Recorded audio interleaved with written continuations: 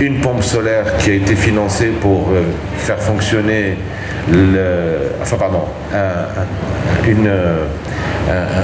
un mécanisme solaire, les panneaux solaires qui font fonctionner une pompe dans un puits, dans un village reculé, ça ne m'intéresse pas. Moi, ce qui m'intéresse, c'est qu'il y ait plusieurs centaines de milliers de panneaux solaires qui font fonctionner plusieurs centaines de milliers de puits, de telle manière à ce que tout ceci puisse devenir un vrai écosystème qui a un vrai impact sur l'environnement. Donc la problématique principale que nous vivons au Crédit Agricole du Maroc, c'est comment faire passer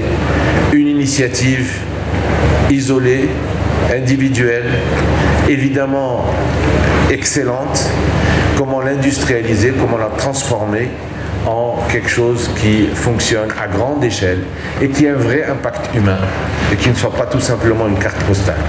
Il faut absolument se méfier des cartes postales qui ne sont utilisées que pour passer une fois à la télévision et transformer l'essai en réussissant à avoir une industrialisation de ces process. Et je crois que c'est ça le vrai challenge du développement durable.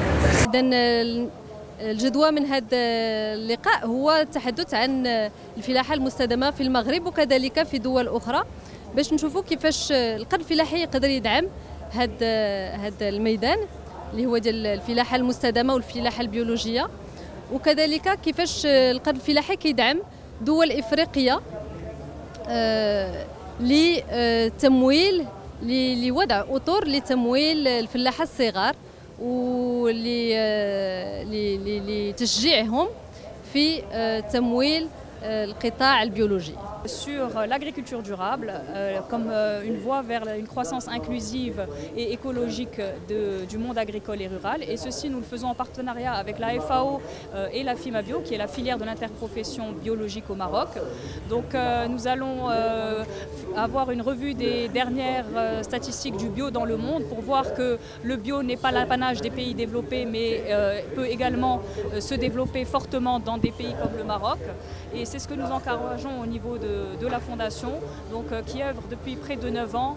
dans la préservation de l'environnement et des ressources naturelles. Donc l'idée c'est